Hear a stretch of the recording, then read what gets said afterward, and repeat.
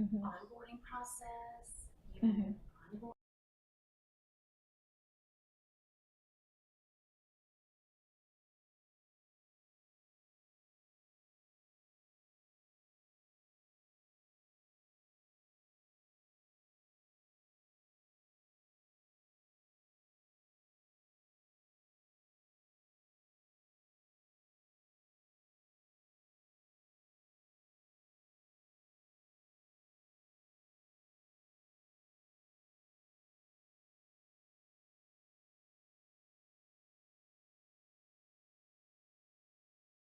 And now we're like, we never see each other. We need to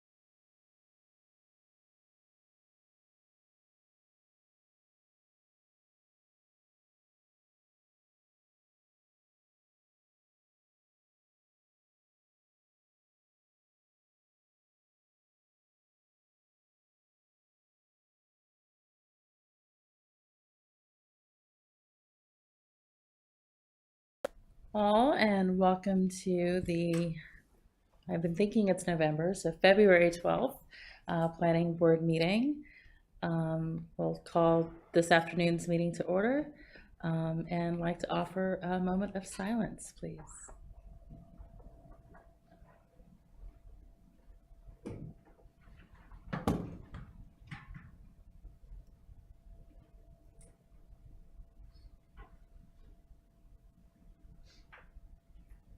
We can all rise for the Pledge of Allegiance. Pledge allegiance to the flag of the United States of America and to the republic for which it stands, one nation, under God, indivisible, with liberty and justice for all.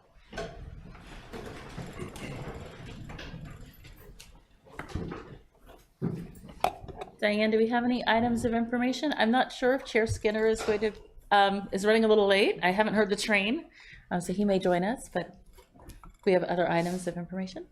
We do, yes. So we wanted to let you all know that in March, there'll be 3 public meetings held for Western Big Branch Area Plan. All 3 meetings will have the same program, so there's no need to attend more than 1 meeting. The community have an opportunity to review and provide feedback on land use and transportation plan amendment scenarios during those meetings, or they can review the materials that will be posted online prior to the meeting and provide input through an online survey. The first meeting will be held Wednesday, March 6th at Apex Senior Center here on town campus from 6 to 8 p.m. This venue can accommodate the largest number of attendees, so anyone who can attend in this date are encouraged to do so. The second meeting is in the Friendship area. We know the date and time, but it's not been confirmed with the church in that area, so we don't want to announce it publicly, but it will be posted to the Western Big Branch Area Plan website that's included on this slide. The final meeting will be held on Wednesday, March 20th at New Hill Community Center from 5:30 to 7:30. This location has very limited parking, so again, we encourage folks to come to the Senior Center or to participate through the online portal. And again, that website is www.apexnc.org/WBBAP. And that's all. Thank you. All right, we will open the floor for public comment. The purpose of public comment is to allow the public to speak on items that do not appear in this agenda, other public hearings. Any member of the public wishing to comment on public hearing items will be called to the appropriate time later in the agenda. If you take a moment, if you have not, and you're here to speak in one of the public hearings, please sign in over here to my right, your left. The public comment period is an opportunity for the public to express concerns or opinions, but is not intended to be a question and answer session. During public comment, the public may comment on any non-public hearing item, including new business items that appear in the agenda. Comments from the public on new business items will not be taken later in the agenda, so if you wish to speak on a new business item, public comment is the time to do so. All comments must be limited to 3 minutes. When the 3 minutes are up, the speaker will be asked by the chair to wrap up their comments. Are there any folks here to speak in the public comment section? Can you sign up?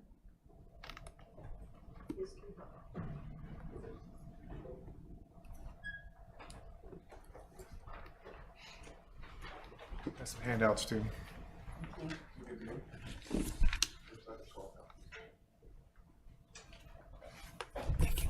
Mr. Lawrence or Mr. Kevin? Yeah, Mr. Kevin, yeah. Thank you. First name's Lawrence, last name's Kevin. 1628 Salem Village Drive. I'm revisiting the 2045 Apex Transportation Plan amendment that was, I think, passed in the last meeting.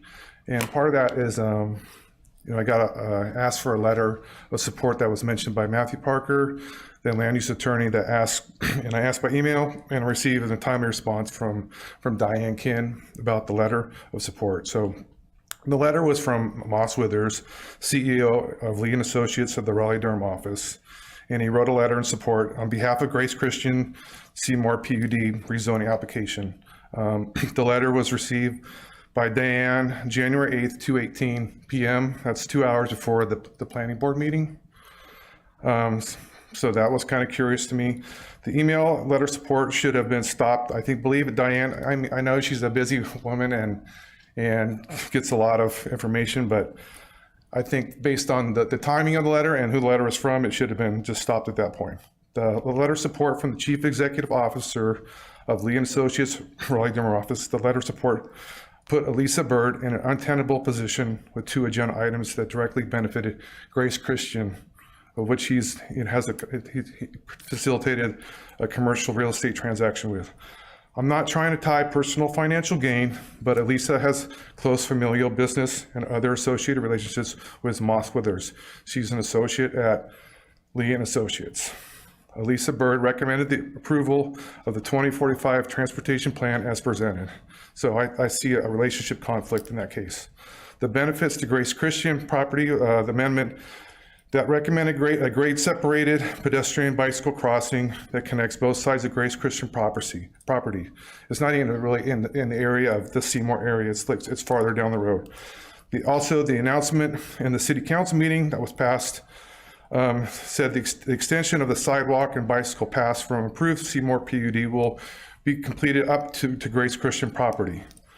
So again, that all kind of happened in the last half after the planning board meeting. To complicate matters a little bit more, Moss Withers was disclosed as chairman of the board of trustees for Grace Christian in an email response from Diane Kim. Also was disclosed that the firm did not receive any commission for the transaction. So to me, that kind of tells me there's some direct knowledge and details of the real estate transaction that was involved. So again, I provided some additional information here on kind of where I see the familial, I understand it's not financial, but there's some benefits. I mean, the pedestrian grade separation is not a small line items, probably could be, $1 million or so. That's going to benefit Grace Christian. And again, I think just the fact that the timing of the letter came in 2 hours before, that's kind of after public comment that we can actually submit information. So that's kind of, I don't like the timing of that. And again, I just try to provide some supporting documentation. It's not, I don't see it as financial, but I do see a relationship conflict. I also, just looking up Mr. Moss, he's part of this SIOR, which is Society of Industrial and Office Realtors Association, and they do have their own code of ethics within. And I think there's I'll probably be following up with them because I think there's so I have some serious concerns about the ethics that were involved in this transaction. So thank you. Thank you so much, Mr. Kevin. Any additional comments that folks may have not signed up? Mr. Kevin, I appreciate your bringing this to our attention. We do take ethics concerns very seriously.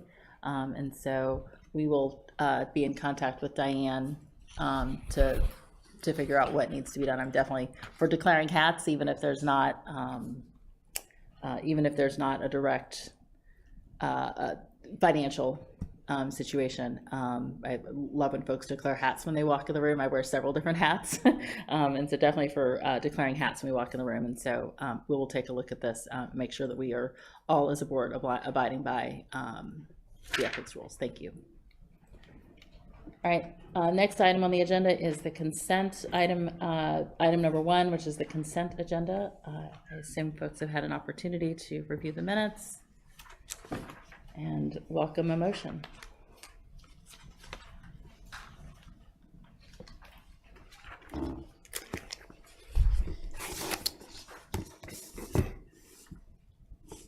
Did you have an opportunity to review the minutes? Yes. Was that a motion I heard, Kevin? Motion, yes, ma'am. Thank you. Do I have a second? Second. All right.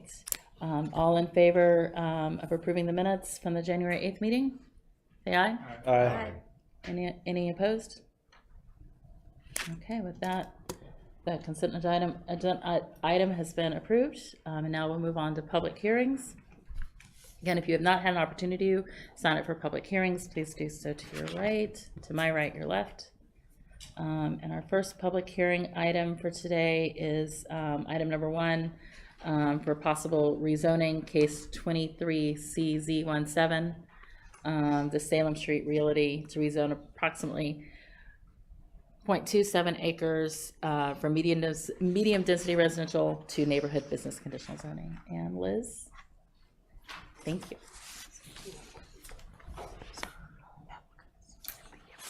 Good afternoon. This is the Herbert Street rezoning. This site is located near downtown. The intent of this rezoning is to expand and provide flexibility for redevelopment of the corner at East Williams and South Hughes Street. The property to be rezoned is currently vacant and located on the east side of Herbert Street. The property is currently zoned medium density and is in the small town character overlay district. The applicant is proposing to rezone to neighborhood business conditional zoning, and 5 other adjoining properties are currently zoned neighborhood business. The 2045 land use map designates this property as medium density residential. The proposed rezoning to neighborhood business is not consistent with the land use map. If the property is to be rezoned, the 2045 land use map will automatically be amended to commercial services per state law. This classification is consistent with office employment and the land use classifications to the north. A full list of the proposed uses can be found on page 2 of the staff report, and they include office, medical, and dental, retail general, and grocery general. The applicant held 2 neighborhood meetings, the first on July 21st and the second on August 28th of this past year. The applicant is proposing 4 zoning conditions. The first and second are standard architectural zoning conditions that we typically see. The third zoning condition is to provide a 6-foot privacy fence between the non-residential and residential properties. The fourth zoning condition added was to address concerns about access onto Herbert Street. No vehicular access will be allowed on Herbert Street except for emergency vehicles. This site was exempt from meeting with the Apex Environmental Advisory Board since the property is in the small town character overlay district. Planning staff does recommend approval because it will expand area available for non-residential development, will restrict vehicle access onto Herbert Street, and provide a 6-foot privacy fence between the commercial and residential lots. As a reminder, you did also receive 2 public hearing emails, one from Brian Morrissey and one from Michelle Rose before tonight. The applicant and myself are here to answer any questions that you may have. Thank you. Any questions for Liz? All right. I understand the applicant's here. Do you want to speak? Good afternoon, everyone. My name is Chris Peterson. I'm the attorney that is assisting in the application process for the rezoning of this property. Ms. Lofton covered all the highlights that we kind of are concerned with. We would like to rezone this to a B1 zoning so that it would conform with the other lots kind of surrounding the area, specifically these 4 here, which are already zoned to that B1 classification. And again, it's just to provide us with some flexibility to get a final tenant onto the property with the Highway 55 expansion project and some of the hurdles that are on the land, especially with elevation. We're trying to get this rezoned so we can move further in our planning and our execution on getting a final tenant onto the property. There were several questions that or concerns that have been raised up by members of the community that Ms. Lofton has forwarded along to us, and we've tried our very best to incorporate those into our plans with the rezoning, and so that we provide a space that not only the greater community is happy with, but especially the people that are going to be most impacted, which are those houses that are sitting right here behind it. And we want to, kind of give them a positive impact onto their property by, potentially bringing in a business that benefits them there, but also minimize the impact on their day-to-day lives and keep it as normal as possible for them. Thank you so much. Yes, sir. Have you thought about like exactly where? I'm assuming this might end up being related to Compare Foods just because of the email address that's in there. Has there been any like? Well, first I get to start off with. Is it just going to be access off of Hughes Street or will there be any access off 55? So I believe if Mr. Roach might be better answer that one, but I believe our plan is to have access right off of here, off Hughes. Yeah, we're still, Jeff Roach, Peak Engineering and Design, we're helping Chris and the property owner and the real estate broker to come up with layouts. We are clearly restricting any type of major access to 55. We may ask for a right in, right out. But as you guys know, the widening of 55, the rebuilding of the train bridge is going to affect everything. And then we got huge topography issues. So we're still working through it. We think our main access will be off of Hughes Street with possibly a secondary off of 55, but we're not sure yet. Okay. Has there Russell, I been? think that's what Luce last talked about, Russell. Okay, never mind. Sorry. I'm asking Russell to remember something, and I apologize for asking. But that's the thought, is we're still kind of penciling in what the layout's going to look like. And as for the end use, it's still up in the air, too. Yeah. So. Additional questions for the applicant? Is there a stated buffer width between the business and residential? If I remember correctly, there are no required buffers within the small town character overlay district, so there's not. That's why we made the commitment to do the 6-foot privacy fence in that northwest corner to help that existing single family residence next door. And this land is vacant. And if you look at you can see here how the B1 kind of squares it off. So we've set up the B1 conditional zoning to match with the other 5 parcels around it and try to protect that existing residence just to the west. So, but we are going to look at doing buffers and landscape areas, and then of course the fence. So I'm going to assume it's too early to see any schematics. Correct. We haven't gotten far enough into layouts to say, who's the final user, what type building, access, and we're still bringing in the 55 widening plans at this point to see how much land is actually usable because of that huge slope. As everybody knows, you come under the bridge, you got that huge slope right there on the right-hand side. So it's going to have some topography issues to make it fit. Okay. Jeff, I do have a question. The Herbert Street, as it kind of rounds the corner, runs parallel with the railroad. Who owns that right of way? What is that? It's actually in the 200-foot railroad right-of-way. So I don't know who owns it, but I think have a condition that we will not have access to it as part of our zoning package. So we're going to basically ignore it, leave it alone, and keep our people off of that area. So your zoning the zoning condition to only allow for EMS, I guess, I don't even know, would EMS be able to? We don't think so, but to have it in there just in the event for some reason there's a fire truck back there, or if they ever make improvements to Herbert Street, we did Germain Village next door, and it was the same thing that the small extension right here of Herbert Street is really small as well. So I don't ever envision, and there's a huge pine tree on the corner, I don't envision emergency vehicles going that way, but we don't want to we don't want to say we only have one access point off of Hughes Street.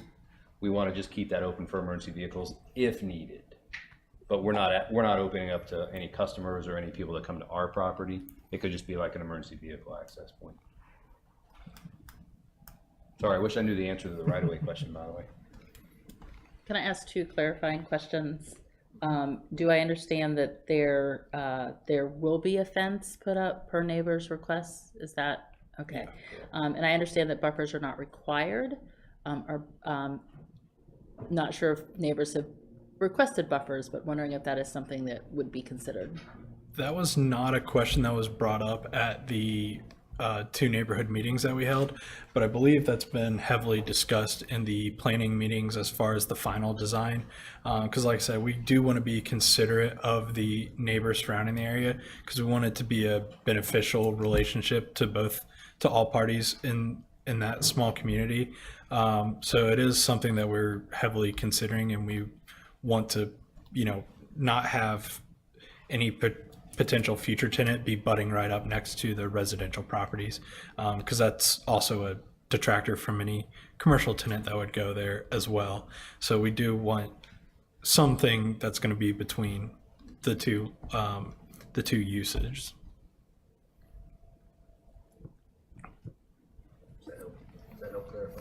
It does, thank you. Additional questions? I don't have any questions. I guess at just the access point, I guess I'm a little concerned about, because if you look at Harwood and South Salem, where just to the west of the northwest, it's always just a tight turn right there, so close to the light, and so I kind of see that mirror image happening. I'd go to that gas station at the corner and the traffic coming around the curve, and then another commercial user there. It's a great spot for a commercial use, but that access point gives me a little bit of a pause. So we agree, and I believe, Liz, correct me if I'm wrong, I believe we've committed to have that as a right-in, right-out access only onto Hughes Street as part of our zoning package as well. So hopefully it's a little different in Harwood, where it's kind of a free-for-all at the intersection with Salem Street. You get your point.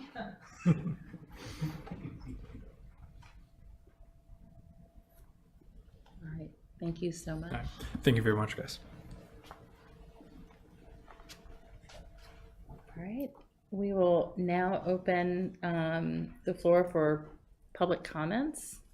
And I have on my list Russell, and I'm sorry, I cannot say your last name. Was that? The applicant. Yes, I'm the applicant. you're the applicant. Is anyone else here to speak on behalf of this project? Okay, if not, I will close the public comment and bring it back to the board for discussion and possible motion.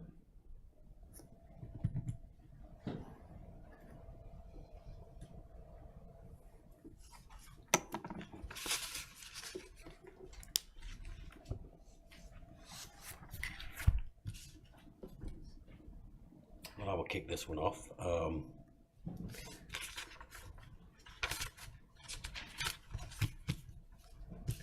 I do see within the downtown district overlay that this, if I'm not mistaken, these multiple adjacent lots are the same owner. Is that correct? Like the 5 other lots that are already zoned B1. And it's a vacant lot. It just makes sense to me. I'm in favor of this rezoning. All right. Do I hear a motion along with that? I'll make a motion to approve. Yes, I will. Rezoning case 23CZ17 as presented by the applicant. Thank you. And is there a second?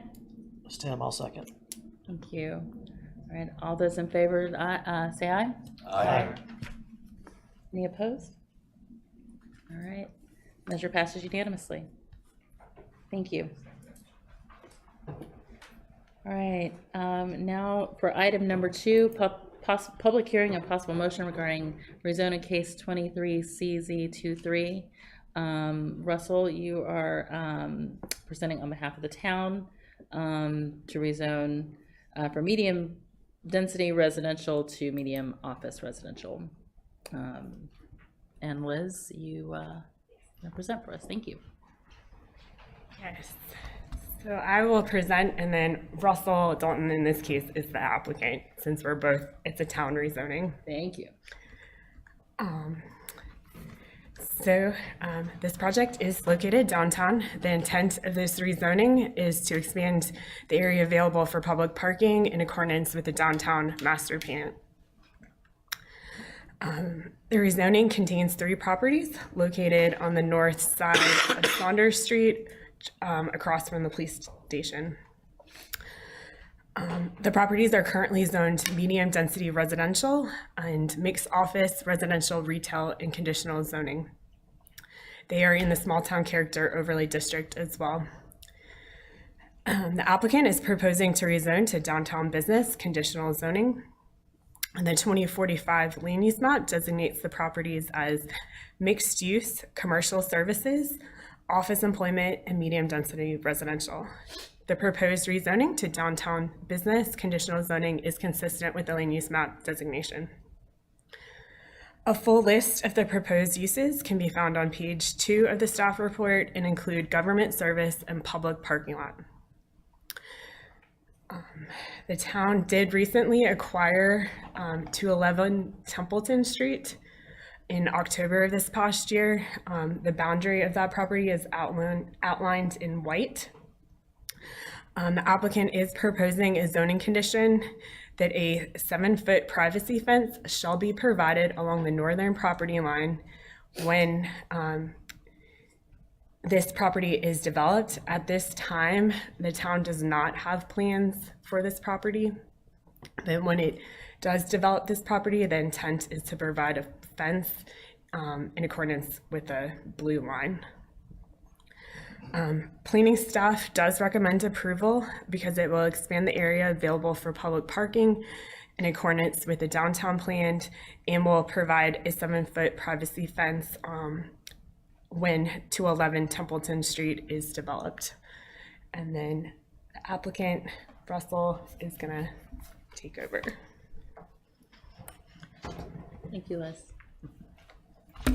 This will be the easiest presentation I give in a long time because I'm just doing this one slide, but I can certainly answer questions after that, or if you want to open it to a public hearing, and then we can follow up with questions after the public.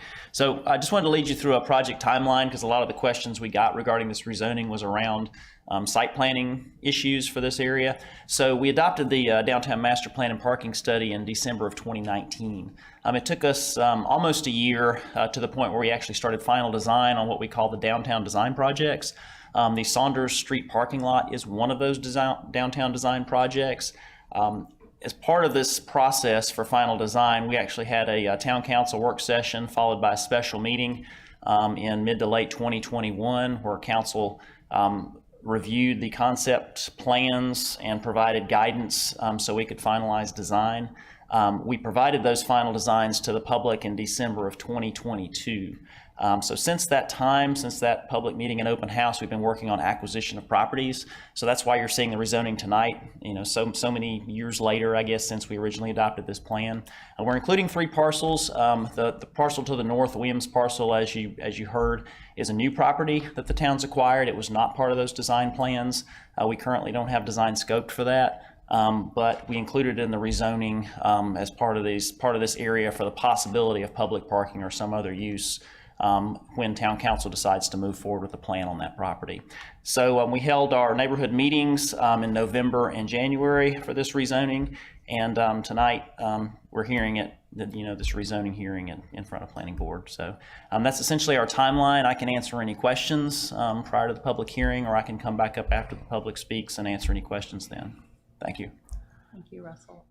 I'll open it to the board first and see if folks have questions.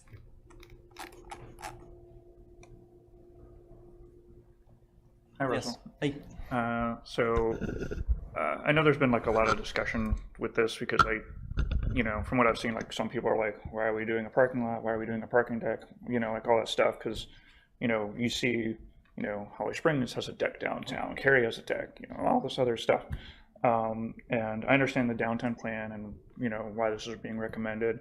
But I just my worry is like, I see like all of these projects in the pipeline, especially like on this board, like Depot, Viridia, like all this stuff. And I just see like so many people coming to this area. And I worry that this may not be enough. And I wonder if there's like, I guess like on your side, has there been like adequate study as to, is this going to last for like the next 5 to 10 years, or are we going to do this and then it's going to have to redo it, in 5 years? I wonder if you could speak a little bit to that, maybe. So if I could build on that, also wondering, I know there's been so appreciate the slide and the timeline, know that this has been an ongoing conversation. So I'm hoping that in your explanation that you can further enlighten the board and our neighbors on what engagement has looked like around this, and parking lot versus parking deck, definitely speaking to that and engaging both the community at large and downtown businesses what that, I was hoping you can inform the group what that has looked like, because I know this has been an ongoing process, and so understanding what those different components are, I think will be really helpful to also inform the questions. Yeah, so as part of the downtown master plan and parking study, that set the vision for downtown, and that was where that discussion of parking deck versus parking lot was debated in public. As part of that process, we had a specialized website for the downtown master plan and parking study. We had direct mailers, and we had in-person meetings as part of that. As part of our public meetings, we also had exhibits showing a couple of different concepts for a parking deck over in that area. We got mixed feedback from the public as far as like whether or not they wanted a parking deck or whether or not they wanted a parking deck in that area if they did want one. But as a result of the study, the consultant did look at parking needs in downtown Apex, not just for the immediate future, but longer term. And they did not see a need for the parking deck within the next 10, 15-year horizon. It doesn't mean that we can't do a parking deck somewhere in Apex.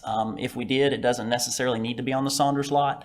We have discussed potential plans if the town does want to pursue a parking deck that it might be on this side of the railroad tracks, but that's subject to a lot more discussion about exactly how that's configured. Definitely, there's a huge funding component because parking deck, you're talking about, it could be $20 million. It's a huge expenditure. So those were some of the discussions around that. And when council, council certainly was presented with this information as well and made the decision not to move forward with the parking deck on this property. And our zoning does not include parking deck as a use. We could propose parking deck as a land use here, which could allow for a parking deck to be built in the future. But since that was not something council was interested in, that was not the result of the study, we didn't propose it. If a parking deck was proposed here, we could revisit that in the future through another subsequent rezoning and public hearing. When did that conversation happen? So we're going back to 2019. Again, timing for me since the pandemic is kind of irrelevant.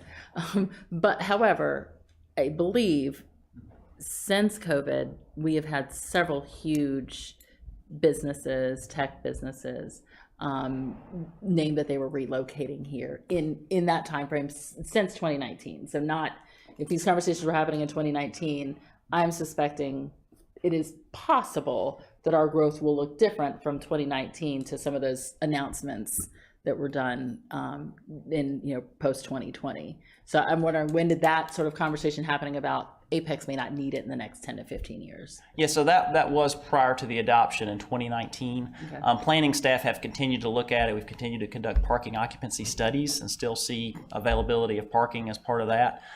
This will actually provide over 150 additional spaces out there on that surface lot, and we've provided quite a few additional spaces, more than that, over the past couple of years, with on-street spaces being added. And then recently we added a 73-space parking lot on Moore Street that a lot of people may not be aware of. So we are adding parking around downtown, and that master plan and parking study was a very large study area. It looked at a large area of downtown, quite a bit of development, and quite a bit of parking spread out over that area, not concentrating it in one location for a parking deck like in this area. Looking, other questions? Russell, I have a question for you. Elaborate a little bit about the protection around the cemetery, if you don't mind. I saw it was in one of the neighborhood meetings that there'd be a wall, and that you were going to look at the possibility of a fence being added from the end of the wall and running north along the edge of the remaining edge of the proposed parking to the northern property line. Has there been any discussion about that fence or protection from that cemetery, considering it's already been vandalized a fair amount and it's going to open it up to even more? The wall continues through most of that property line along the cemetery, and what you're talking about is there's a northwestern corner where the wall terminates, where it's a short area where we're actually preserving trees in that area, where we're not showing a permanent fence. We'll have fencing up for construction, but at this time, as part of the site plan, we're not proposing a permanent fence. That wasn't something proposed as part of the council discussion either. We could certainly add that. It doesn't necessarily have to be part of this project. It could be even later if the town wants to add a fence up there post-construction, if we still see a need. It's just not proposed at this time. Yep. But the wall is the grade to the cemetery would be up, so the wall would prevent obviously anybody from entering from the parking lot side for most of that frontage. Okay, thank you. All right, I'm going to ask one more question as it relates to parking lot versus parking deck. And I don't have a leaning one way or another. I'm just trying to, again, with the announcement, I'm thinking Google and Apple who have announced, I'm concerned that we might be revisiting this not in 10 to 15 years, in like 5 to 7. So that gives me a great deal of concern. And so with that said, looking at our sisters in Holly Springs and their parking deck, Holly Springs is a great community. It is not Apex, and I'm baffled that they have a parking deck that is normally pretty full whenever I'm occasionally make my way over there. And so I don't have an idea of what their study area versus our study area looks like. But again, thinking about that, in 5 to 7 years, maybe needing to revisit this again, I'm wondering, what is the comparison if you know that? And in 150 parking spaces, I don't know what theirs looks like and what their capacity is, but I'm like, if Holly Springs has one and they don't have nearly the traffic that I'm aware of that we do, and nearly the number of businesses in their downtown area that we do, I'm feeling a mismatch between what they're offering and what we're potentially proposing. Yeah, I mean, I can't speak to what Holly Springs has studied or how they've looked at parking demand in their downtown as far as their study goals. All I can do is refer you to planning department and council decisions that have led up to this point to recommend a surface lot. Okay, so again, I just want to clarify, council decisions, planning department, Yep. that has potentially not fully taken in some of the newer developments or some of the newer businesses that have announced coming in the last 3 years. Again, the downtown master plan and parking studied a significant amount of growth around downtown, but not concentrating additional parking in this parking lot beyond what we're doing. I mean, we're meeting the goals of the study. So if you want more parking concentrated in this specific location, then yes, you would have to go vertical. But there are trade-offs to that as well. Absolutely. Just want to make sure we're having a full discussion. I think I was the only one who had the additional questions. So if there are no additional questions, I will. I'm sorry. Were the parking decks in the downtown Cary, and this is probably out of the scope of what you're talking about here, but weren't they public-private partnerships done in tandem with other developments surrounding them? So I'm just wondering if there's opportunity there to incorporate maybe a public-private partnership in the future for making the deck come true, if that is a direction that we go in the future. Yeah, I mean, I will say that doing a surface lot doesn't keep us from putting a parking deck there in the future necessarily. This zoning does not include parking deck as a land use, so you would have to rezone again to allow for that. But you could certainly put a deck on that footprint. It's just a matter of designing it, figuring out what it looks like. Can you give us an idea of what the improvements overall look like? Is there a map in here that shows? Let's see here. We do have, so you're looking for something like this? Yes. That's it. Yeah. And I had this to answer any questions that come up, because a lot of the questions, again, are related to the site plan. So. About how long will it take does the entire lot have to shut down for this to be constructed, or regardless of what it is? No, we're looking at a phase plan. So we're working with a consultant, and we've scoped to maintain the spaces. There's that northernmost lot that we would be able to maintain throughout most of construction, and then along Templeton Street, heading down through the easternmost row all the way down to Saunders. We should be able to maintain those spaces through most of construction, because you really don't need to get in there until you get close to final surface.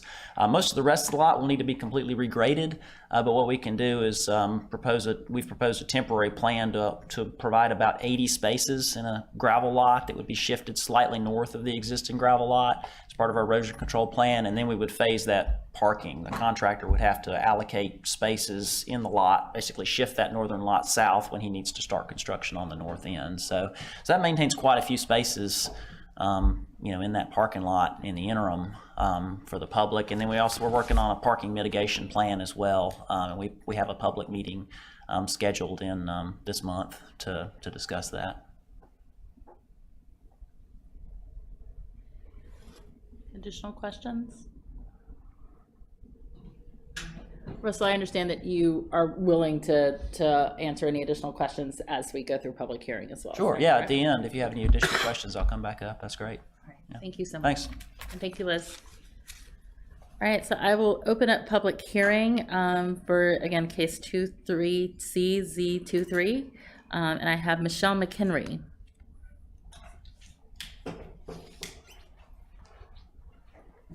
I did not make adequate copies to hand out, but I did send an email. So I'm here to speak of the property, the former Williams property.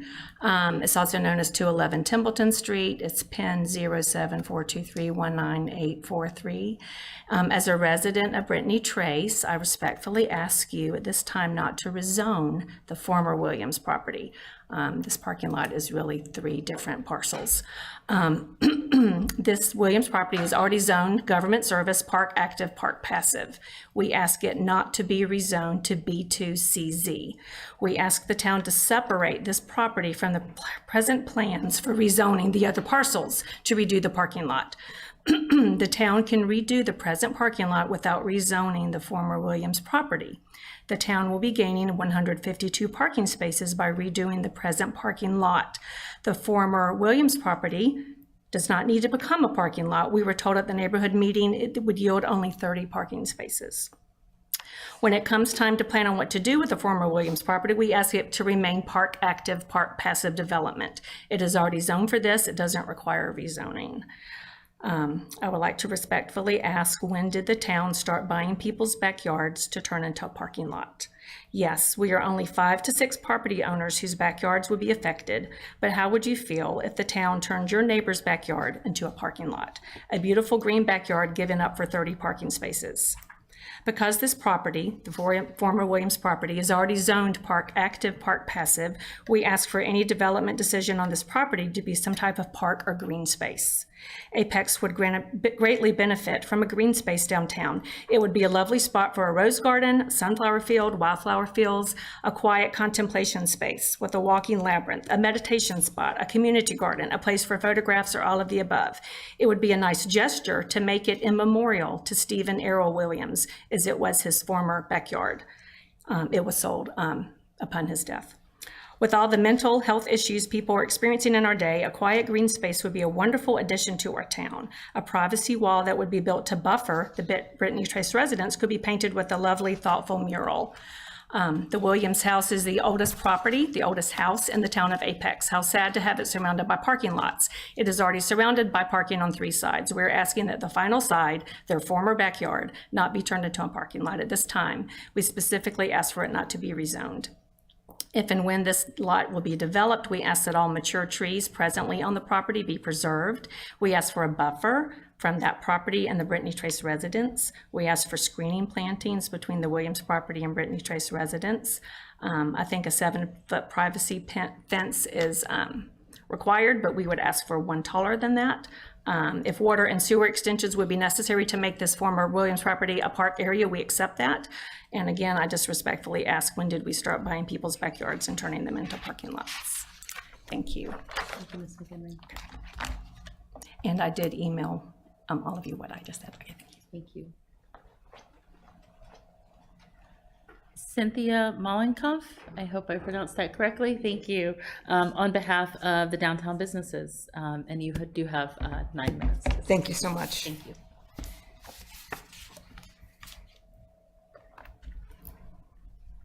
Good afternoon. My name is Cynthia Mollenkoff, and I'm the owner of Cocoon Gallery in downtown Apex. I'm here representing these downtown business owners and building owners. Apex is a wonderful place to live, work, and play, and downtown Apex is the heart of it. The downtown retailers initiated the downtown plan. We're heavily invested in the downtown planning process, and we work hard every day to grow the town's reputation as a destination for retail, restaurants, entertainment, and public art. Downtown Apex may have small town charm, but we have a much greater reach because our destination retailers and our diversity of offerings makes us unique compared to the other towns in the area and drives visitors to Apex from nearby and from great distances. But to sustain our current businesses and grow our downtown, we need to attract even more visitors from all reaches of the Triangle and beyond, and they will need a place to park.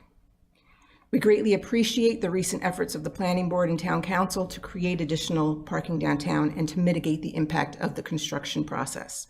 But the businesses in downtown want to make sure our voices are heard before plans are finalized and approved, because we have not had an opportunity to provide any input in any formal way since the downtown planning process years ago, and we know deadlines are approaching. While we understand the town's desire to begin this project as soon as possible, we would like to ask the Planning Board to recommend the following items to the Town Council. Start the construction of the Saunders Street parking lot in January of 2025. Complete the project in no more than 8 months. Let me explain why. The life of a business owner in downtown Apex is not what some may think. We are not raking in the big bucks, nor are we wealthy individuals just running hobby businesses. Each day, week, month, and year, we worry about making payroll, paying rent, paying our personal mortgage from the store income. We wonder about college tuition and feasibility of retirement. We have invested our life savings, our 401ks, our hearts and souls into these businesses. And we have chosen to do it in Apex because we believe in its potential. In addition, we are responsible for the livelihoods of our employees, as well as local vendors and makers. Dollars spent in downtown Apex have a far greater reach than just Salem Street. Disruption of parking in the Saunders lot threatens the continued viability of many downtown businesses, but never more than during the holiday season when the majority of our sales occurs. Many downtown businesses operate at or below break even for the majority of the year, relying on strong holiday sales where we realize upwards of 36% of our yearly revenue. When parking is disrupted in the Saunders Street lot, whether for a short duration or an all-day event, downtown business revenue drops by an average of 26%. Such significant reduction in gross revenue across an entire holiday season would put businesses below break even for the entire year, resulting in closures and bankruptcies.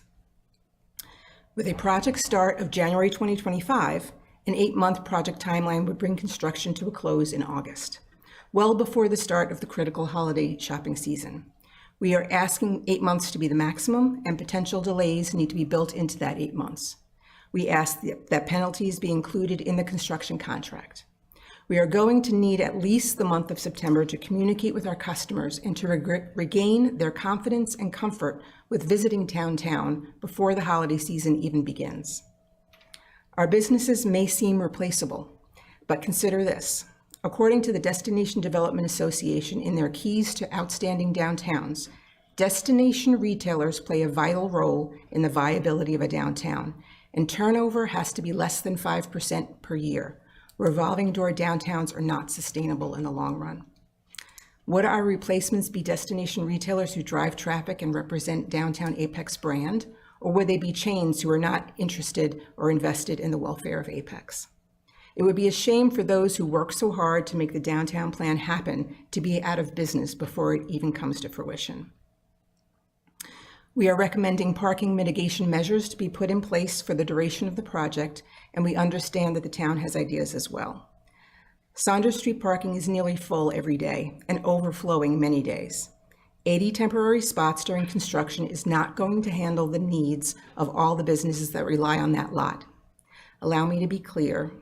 Strong mitigation tools are still critical because even in non-peak months, we get visitors who plan lunch or dinner in downtown and then browse and buy small items, and then they keep us in mind for later, especially the holiday shopping season. Retailers benefit from the restaurants having enough traffic to stay open all week, and in turn, the retailers guide their customers to those restaurants. During COVID, retailers watched their sales decline when the restaurants were not able to be fully open due to low traffic. Currently, even in February, cars battle for spaces in the Saunders lot at dinner time.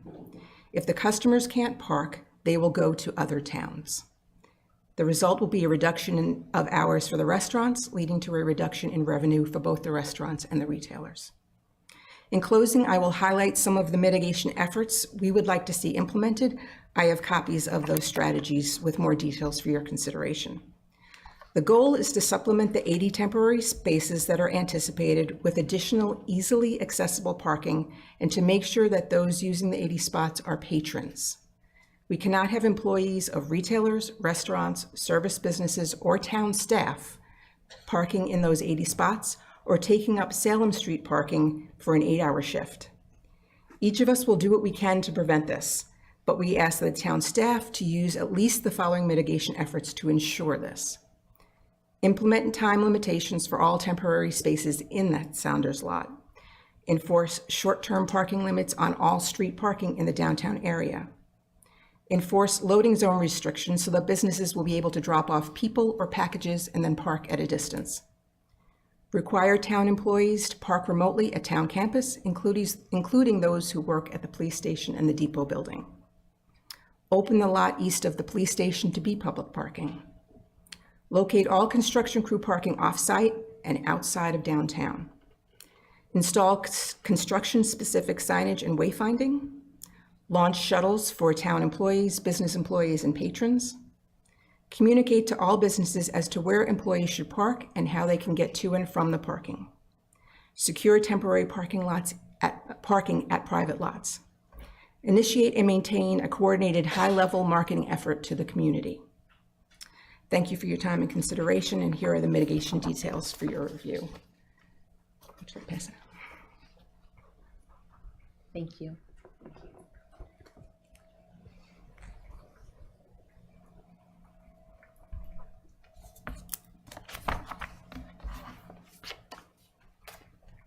Anybody else who did not have an opportunity to sign up that would like to speak on this matter?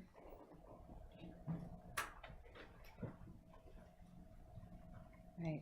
If not, I will bring it back to the board for discussion and possible motion. So I'll start rambling. This is interesting, and it's hard for me to rationalize in some ways because it's like, I definitely recognize we need parking downtown. Like I, go downtown like at least once a week, get my haircut downtown. I'll show up on a Thursday and there won't be parking, as it is sometimes. So we definitely need parking, and I love the businesses downtown, shop there all the time. But also,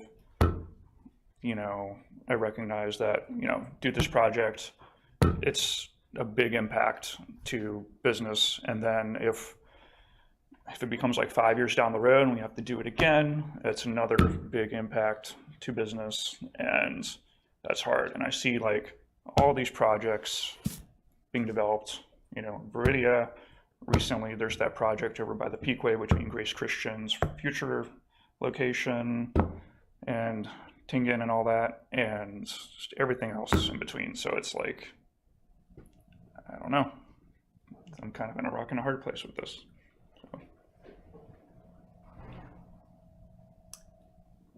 I'm actually in favor for this rezoning. I got stuck in that parking lot, in the gravel dirt parking lot, with 10 cars behind me, and it was a hazard, and I've been waiting for the dirt path to turn into asphalt for a while. I am one of those neighbors where I was turned off by the parking situation downtown, and we went elsewhere to hang out and eat. And I just think it was needed yesterday.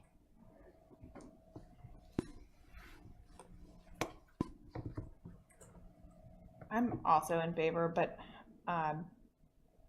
for the sake of the neighbors, I don't think putting the fence off till later is any benefit. Why not go ahead and do it now? There will be cars with their headlights on. Let's go ahead and give them a barrier between that. Topography it looks like it's in their favor, but not by too much. But I agree with you. Any it's a growing town with growing commercial nodes across town. We absolutely need to protect downtown, and I appreciate the time and consideration. I hadn't thought of that, but it's a no-brainer as soon as you say it. I also think there's probably an opportunity. There's the Baptist church on the corner has a massive parking lot, so there's probably some collaborative creativity that can happen there, a lot like Tap Station does with their neighbors that have underutilized lots. So I don't know if that's the town's role or a public-private partnership with the business association, but signage and directing people, if that neighbor is in agreement to let the public use their lot in off hours, then directing traffic that way. But otherwise, I agree. I'm in favor because it will better utilize that space. As long as I'm in favor if there is a fence that is, go ahead and install that. I have a few questions, and Russell, where are you? There you are. When is the Salem Street project where we're going to install like kind of the hardscape and it's going to kind of become more amenitized? Is that funded, and is that going to be in the next probably 18 to 24 months? Not fully funded at this time, but coming up in the CIP. So the way we anticipated the schedule in the CIP was that this would occur first. The next project following the completion of construction of this would be Salem Street, subject to final design plans and funding, followed by Seaboard and Commerce. For the board members, can you give us kind of a Reader's Digest version of what that would be to South Salem Street, or is it too premature to kind of guess what you would be doing or changing to the streetscape? So I mean, we had that was part of the public meeting in 2022 where we shared final plans. So it hasn't changed much at all since that was, other than just finalizing the plans. I mean, that same layout that was determined by council, which was removing 30 of the on-street spaces and changing that to 10 on-street spaces. So we're still retaining 10 of the spaces, putting in street trees, putting in lighting, putting in amenities along the street, creating pavers. It will also be a curbless street lined with bollards. So that's the general, and then also we have the gathering space on the corner there at Saunders Street as part of that plan. So it's really more of a urban street feel, more business, pedestrian centric. Correct. And that's, you said, in probably 2 years, 18 months to 2 year time? Yeah, so it followed this. So if we start this as planned around June construction this year, we'd be wrapping that up in time to start construction on Salem Street middle of next year, if not sooner. Subject to funding. Can you go back to the parking layout that you had? So we often joke about town of Cary because they don't have a downtown, but dang it if they didn't build one, and they're doing really well with it. They seemingly always have a good idea using public art, and they use green stormwater infrastructure almost on all of their own projects. Looking at this parking lot, I kind of feel like, wow, this is a lot of asphalt. Is there any consideration for the town to probably implement more green stormwater instead of just putting like a pocket bioretention down in the south corner? Yep. So all these areas between the trees, you'll see these lines. These are underground soil cells. So we're capturing that. There's a drain grate that runs in between these head-to-head parking spaces, and there's 4 rows of that. So it's capturing that stormwater, treating that underground, and then you have stormwater flow down into the SCM. So you kind of already have it inherently in this. Correct. Yeah. So we do have those additional devices that you just aren't easy to pick out here. Yeah. Mrs. McHenry, she had some good points about the Williams track behind the Williams house, and it looks like this layout doesn't really utilize that property for the parking itself. Why is that being rezoned as part of this? So it gives the opportunity to use it potentially as parking in the future, but it also, as was mentioned, keeps the park active and the park passive use that are included, as well as adds government service, which are on the other 2 parcels. So it provides the same zoning for all 3 parcels that'll be owned by the town. The current MORR-CZ zoning for that parcel that the town acquired has no conditions for a fence It includes a lot of different uses for commercial and office, which could also include parking lots. So there's a lot of other uses back there that are already allowed with no additional conditions that could potentially be built. So you could build a retail establishment with parking back there today if you wanted to, based on that current zoning, and have no additional requirements. So we're actually, in a way, down zoning because we're taking away those uses, but we are adding public parking. Does this layout, is that somewhat set in stone? I would think it is, based on the efficiencies and the orientation of the parking Yes. banks, that you're not really going to deviate from that. Correct. Yeah, we're not proposing to change this. If town council votes to move forward, decides to move forward with public parking, if that's how it's rezoned on that Williams property, at that time we'll develop a site plan and figure out if there's any reconfiguration needed to this plan. But there would be minor changes to this. It's just, if you look at the shape of the property, it's difficult to get a really efficient parking layout on that parcel. So that's where we came up with, you're getting, maybe up to 30 or so parking spaces on that with that type of a layout, just based on the shape and how narrow that parcel is. Are you able to speak to or address Ms. Mullenkoff's concern about schedule during the 8 months that represents the down period of retail along South Salem? Like, could that be a condition, or is that just not something the town can commit to? Starting the project in January? Yeah. Yeah, so that can't be a zoning condition. That would be a determination by council. So council ultimately has to award the contract. Right. At any time up to that contract award, council can decide to delay construction if that's what they want to do. Of course, there's trade-offs to delaying construction, and you're affecting something in downtown no matter what. We anticipate we can get this complete in 8 months, but I think it's up to them as to when, if they want to delay it beyond when we anticipate starting.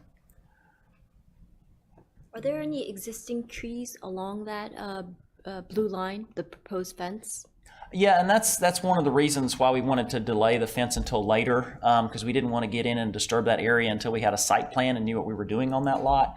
Because to install a fence up there, in its permanent location, it would be within that area where we have mature trees, and you're going to be affecting that. And we just don't have full information yet without a site plan. So we would prefer not to do that any sooner than what the zoning condition provides.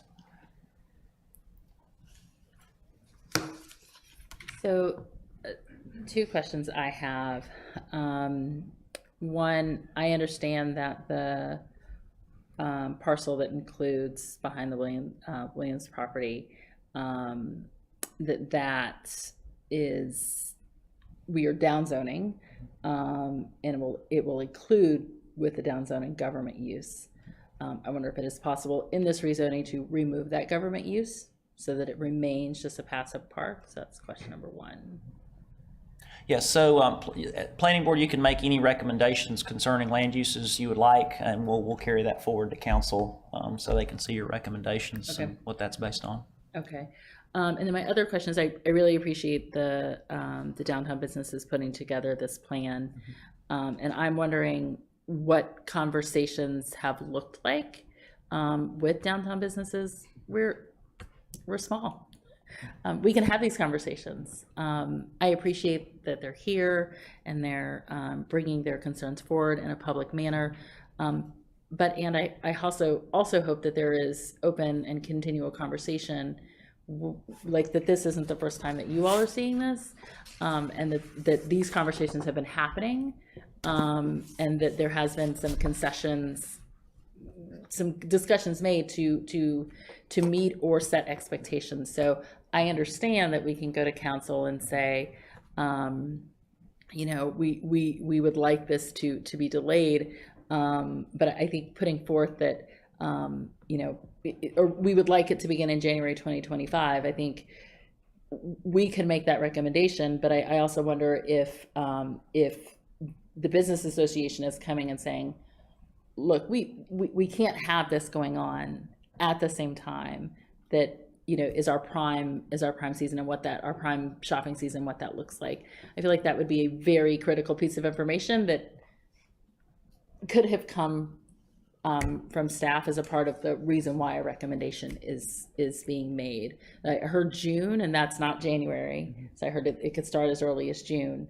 And I also have no idea how reasonable an 8-month construction timeframe is. I feel like for me, construction never ends when it's supposed to end. So I don't have it. So I'm all about expectation setting. And then again, just like I would say to any developer, Mr. Roach is no longer here. He hears this from me often. What is the communication that's happening between business association and the town? We're too small of a community for there not to be some very clear conversations, recommendations for sort of being free flowing back and forth. I understand public comment happened back in 2019. I have already expressed concerns around that, and information around the additional growth in town that I suspect is going to happen that is not being included. I think we have, recommendations based on what information we have, but I think that we have probably missed a few steps in there. So just concerned about communication between Downtown Business Association and the town. Yeah, so the parking mitigation plan, we're rolling that out now. That's been in the works for months and months now. I mean, there's been a lot of background work with staff. There's a lot of moving parts on that, so that will be taken out to the public. I don't know if we've announced anything yet. February 19th, yeah. So the February 19th is the opportunity for people to come in, and we'll show what parking mitigation we plan to, that is moving forward, and then other things that are under debate. And open that up. And that kind of information that you received tonight, a lot of that we've already touched on as part of our discussions. There may be some new ideas in there, but we'll entertain that as well. Yeah. So Russell, why didn't that come before us? I hear that there's conversations happening. Why didn't that come before us? I'm sorry, I still don't understand the question. I'm sorry, you said that there's conversations happening on February 19th. There's a public opportunities happening on February 19th. Yeah. I'm confused as to why that is happening after the planning board is voting on it. Like, that to me is really key as to kind of where I sit on understanding how the town is in conversation with affected neighbors. Right, voting on this item tonight is what you're asking? So yeah. If I understand, Yep. February 19th, there is another conversation to talk about mitigation measures. Correct, yes. I am confused at why that conversation didn't happen prior to this coming before the planning board, so that we understood what the town's commitment was as it relates to mitigation efforts, so that we had an understanding as we prepare to vote on this, what the town is planning on doing as far as mitigation efforts are concerned. Yeah, I mean, all I can say is it's been a long-term process working on that with multiple staff departments. So, I mean, this is the rezoning to fulfill council's approved plans for this project. So that's all I can say to that. I mean, we bring things to you, at the moment when we have them ready, and we've been working on the parking mitigation. And the parking mitigation that has occurred so far, again, I talked about the phase plan tonight, adding those additional 80 spaces and committing to those spaces along the back of the businesses. That's new information. That's something we've committed to. That's a lot of parking. We just constructed the 73 space Moore Street parking lot. That's parking mitigation we've provided. So staff has made a lot of progress toward supplementing parking and preparing for construction. In addition to all the spaces we've added over the past few years at other various locations around downtown. When will council be voting on this? At the 27th meeting.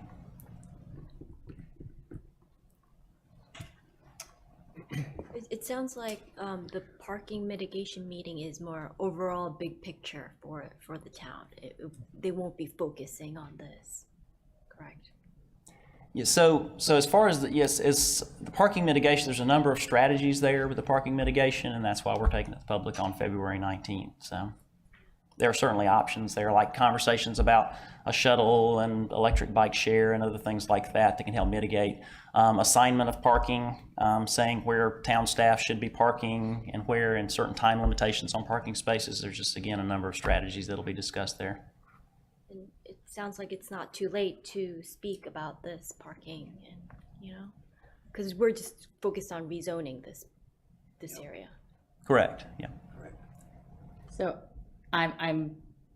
we'll leave it for additional conversation, but I just would like to ask for consideration of the staff that in future conversations similar to this, where the town is driving the change, that we have as much public input as possible before we are asked to consider. If this were not even scheduled, that would be different, but the mere fact that we are 5 days away, this could have come before the next planning board meeting with that information, which for me is critical. I won't say it's critical. For me, would be really important, and it would be great for me to know how the town is, I should pass these out, I just give more than one, how the town is addressing these concerns right off the bat. I feel like it's a really, it shows good faith effort on the town's part to ensure that concerns are being heard. Just, honestly, just as I'm asked all developers, how have you listened to neighbors? What are we doing to address those concerns? We know what the UDO requires. We can sometimes work outside of what is required as we are asking questions and try to better inform. And I feel like, again, this is not gonna stop my vote or change my vote, but I feel like we could have done this better. And it's unfortunate that that's where we are. I will not stop talking and open for further discussion. Or a possible motion. Well, I think our last conversation was talking about parking deck, which is a huge concern. I'm a huge fan of downtown Apex, and thank you guys for coming out tonight. I understand the concern about the park that was just bought, but possibly being a park. But as Apex, honestly, we are very fortunate to have a lot of park area. A lot of park area. But what we need downtown is parking. We were just talking about the parking deck and the companies that were coming in. And if they're not going to build the parking deck, and then they're taking out, 20 or 30 spaces in the redesign of the downtown on Salem Street? Is that 20 on street, yeah. 20. Yeah. We need every parking space we can possibly get. That's just, it's really, we were just discussing why we're not building a deck. And so I'm totally in favor. I support downtown businesses. I love downtown Apex, and parking is huge for their survival and for the town of Apex. Every parking space is going to count. So I'm certainly going to be in favor of this rezoning. Kind of echo what you're saying. I think that a lot of the retail establishments downtown are struggling because of the lack of foot traffic, and the people that are willing to stay there and spend money. I feel like the restaurants do fine, but retail, I feel like she was saying that there's a lot of revolving. There's not a lot of established businesses. I think personally that the parking is just a stepping stone to something greater. I think that we need, and Ms. Bird, you hit the nail on the head, we need public-private partnerships to do something really great here. So if we can get more energy downtown, get businesses thriving, just think of the possibilities using Cary again as an example. They have, a lot of multifamily deck wrap, people are having public parking with people living, working, playing all downtown. I think this is kind of showing a chink in our armor where we're still an auto-dependent community here in Apex. So if we can get to the point where we have more live spaces where people are staying downtown, I think this is just the stepping stone, and I'm in favor of it because it'll get us there sooner. Yes, I support downtown for sure. Is that a motion? I'll make a motion to approve, crap, I don't have the case, sorry. 23 CZ 23 as staff presented. I'll second. Oh, okay. I'll make some comment before we take a vote. Maybe I'm the oddball out. I'm not in a race against Cary to look like Cary. Apex looks great the way it is. I don't think we need to make too many changes and try to look just like them. I think their downtown, it's just a different taste. But for Apex, I could care less what they're doing with Cary. But that aside, there is kind of also, I was just trying to think of how to put this. It's kind of a laziness factor, right? where else are you gonna put parking where people are also gonna walk to downtown to support it? At some point, you know, if you put parking too far out, you're just not gonna get the foot traffic there. You're just not. So I think this is a good usable space for what we're doing. I would support the rezoning. I don't think as far as the parking deck, that can be rezoned later on. I know it will cost the town or possibly private partnerships as well down in the future, but I think it beats putting the parking deck there now. I think we have a lot of other projects that need to get tied up first. We have a lot of money out there that needs to get spent on other infrastructure first before we put a downtown parking deck. We've got road connections that need to happen, alleviate traffic around the area first before we start putting money into downtown for a parking deck. So I think the parking should be, like you said, sufficient if they're doing the studies. I know, you know, some of the areas that are moving in, like the bigger businesses, but that doesn't also mean that they're all coming downtown to shop. I mean, I don't know what percentage we would ever get of those. I have no idea. So I will support it. I won't support looking like Carrie though.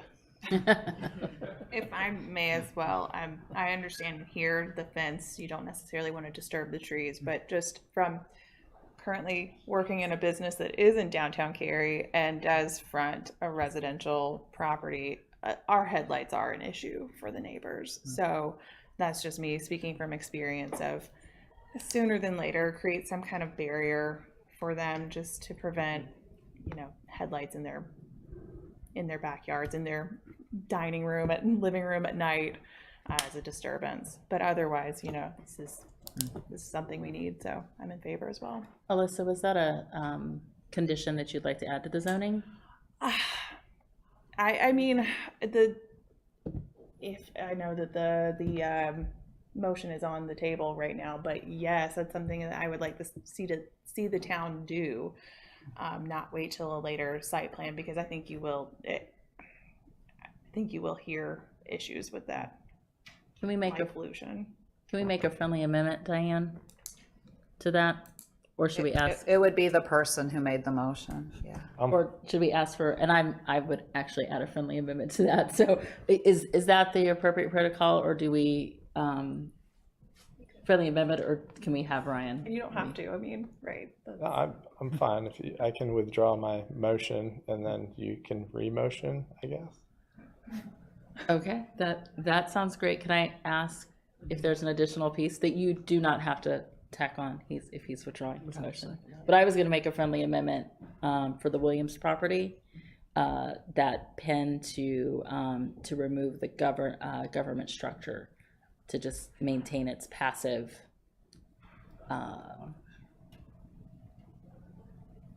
parking.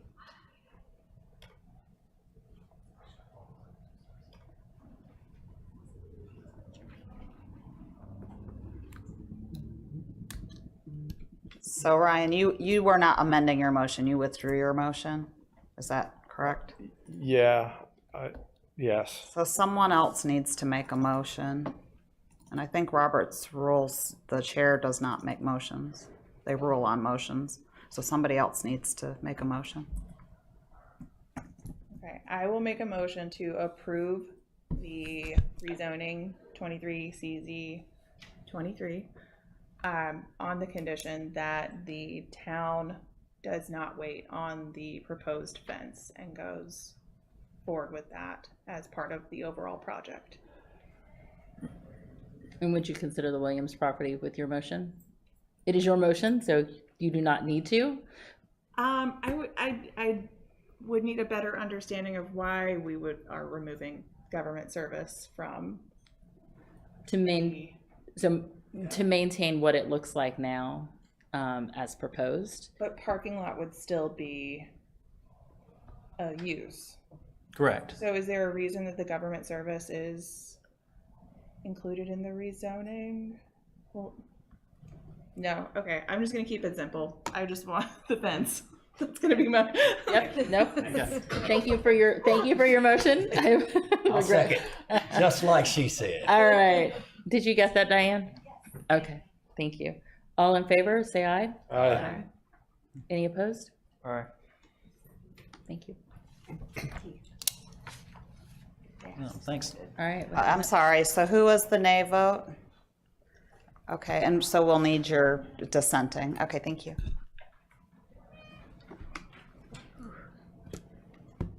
Okay, that brings public hearing section of the agenda to a close. We're going to move on to new business.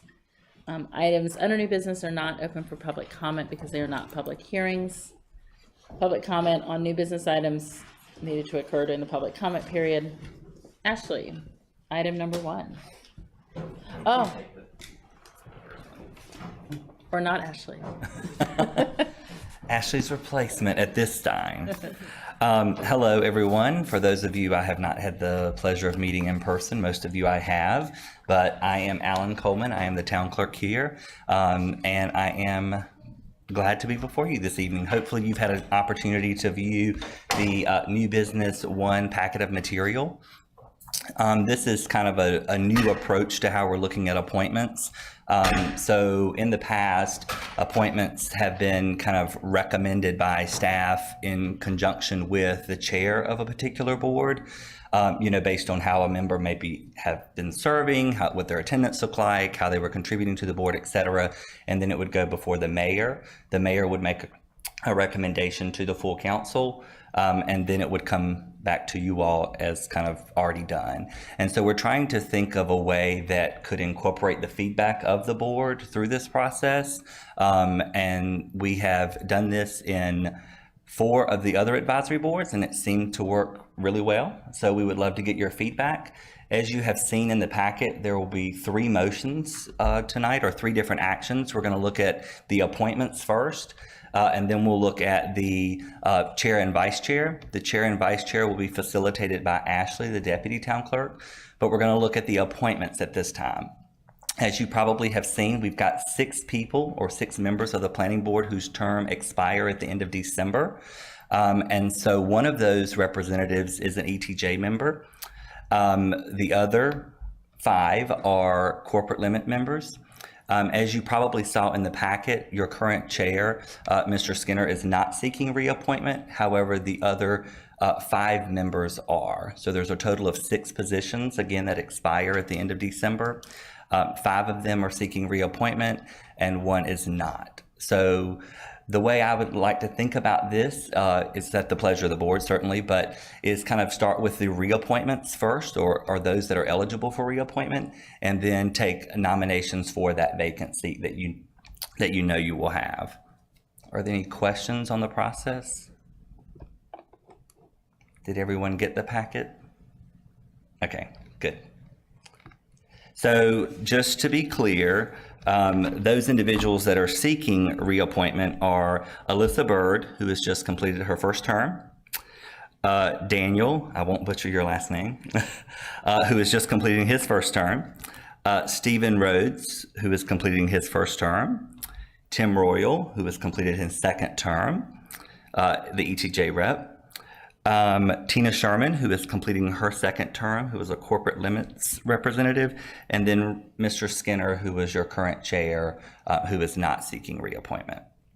So I would ask that the board consider making a motion to reappoint those that are eligible for reappointment first, and then start with talking about the nominations for the vacant seat. And you're welcome to do it in a different order, but just trying to think through what would be the most efficient way to handle this. So maybe a motion, possible motion regarding reappointment first? That's correct. Okay. No, we could talk about you first. I'm sorry. Let's have discussion. You're right. We should. I like to make a discussion motion. of possible motion, please. I like to make a motion to appoint all those eligible. I guess the 5. Is it the 5? That's correct. 1, 2, 3, 4, 5.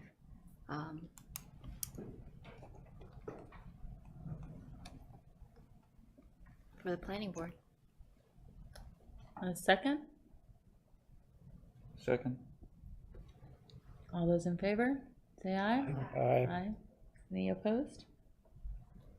All right. Okay, perfect. Now we'll talk about the vacancy that's being created by Mr. Skinner. On the back of the first page, the applicants at a glance, you received a laundry list of applicants, and all of those individuals have applied within the last 12 months. Obviously, if they were an applicant that submitted an application in April of last year, we've reached out to them just to make sure that they are still living within either the corporate limits or the ETJ for the town. And so any of these individuals could be eligible for nomination. The one individual which you'll probably see is Benjamin Schwartz, who is at the end of the second page, does not live in the corporate limits and is not in the ETJ, so therefore he would not be eligible for consideration. But we did include him just because he did apply.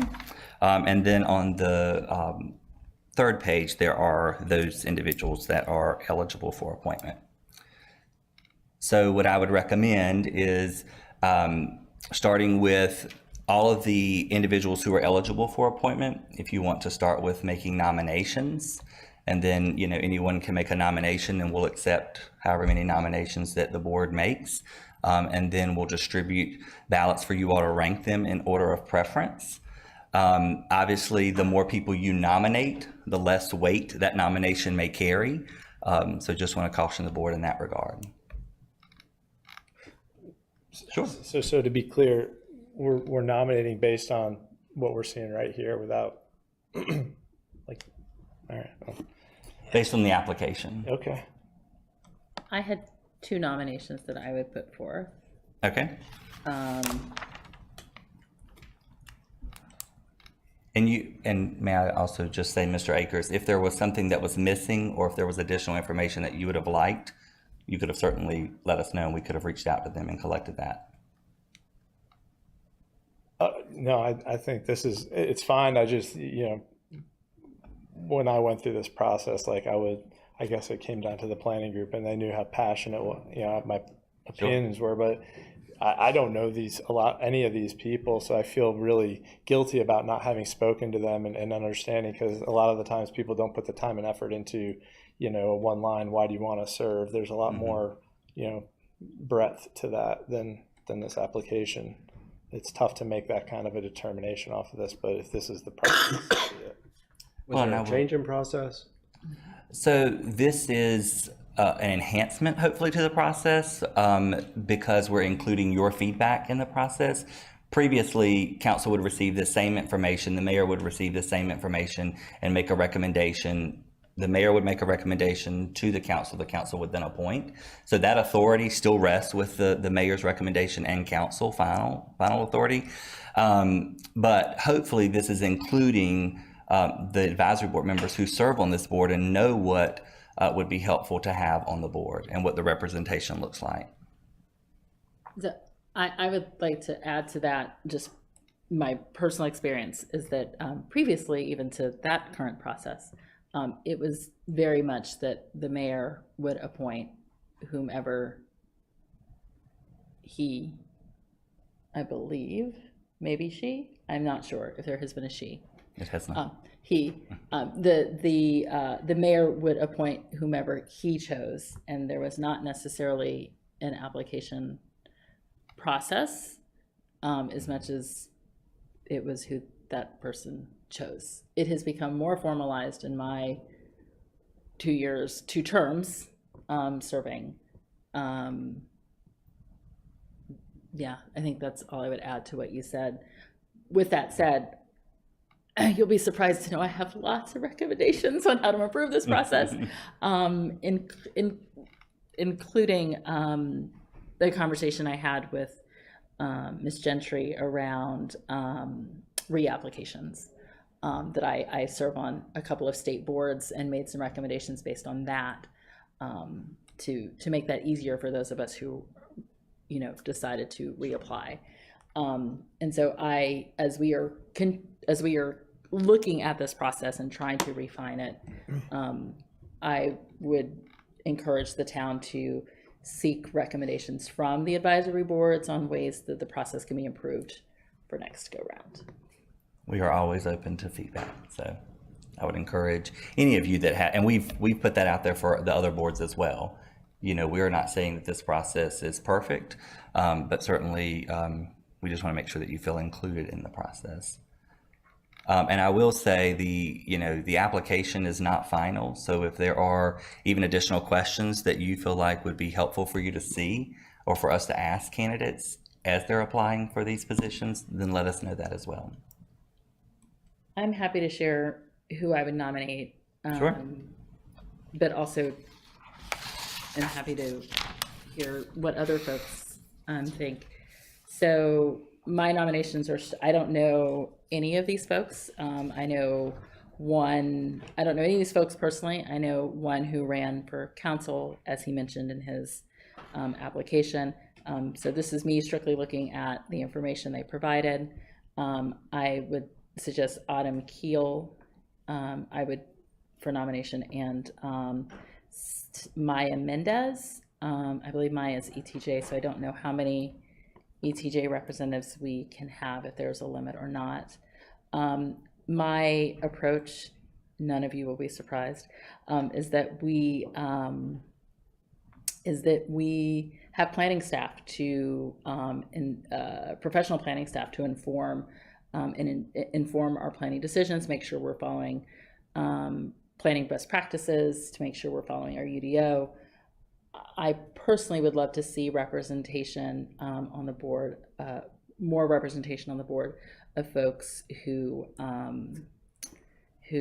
bring just community experience and their desire and their passions that are separate from that. Autumn stuck out to me because she's a business owner, and her background is in anthropology, which I think brings a neat perspective to planning conversations.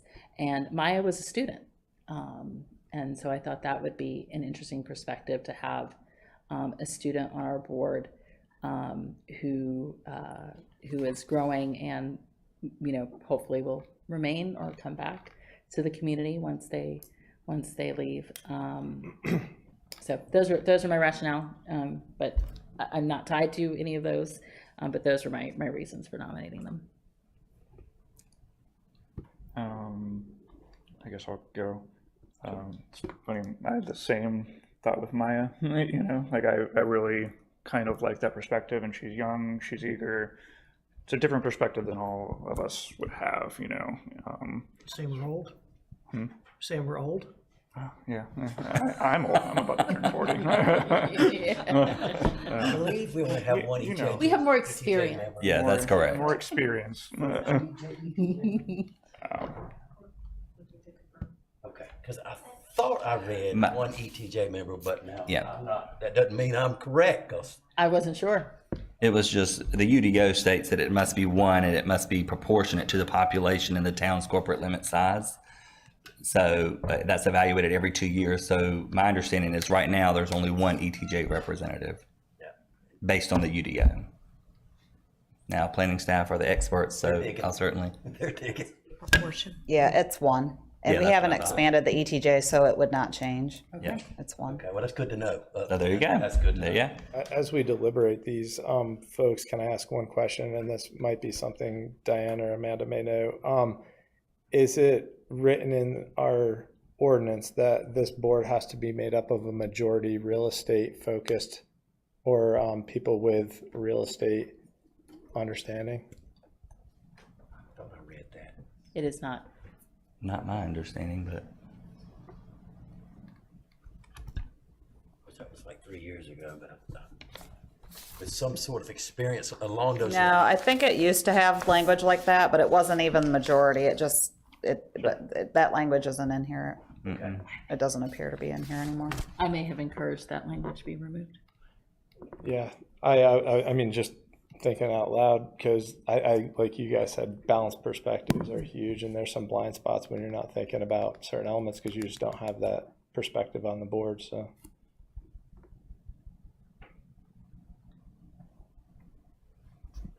I did have one other nomination. Sure, yeah. I lost it. Noah Tope. I'm pronouncing his name right. Noah Tote? Yes. Yeah. Yeah, it just seems like he's eager, I guess to say. His application is pretty detailed toward the end of the packet. He's worked in public policy. He grew up kind of in a planning and development environment with his parents. Seems like he has kind of researched and kind of has an understanding of our land use and our peak plan. So I don't know, it just seems like he would strive to do the best possible job he could. Whereas some of these applications, no offense to them,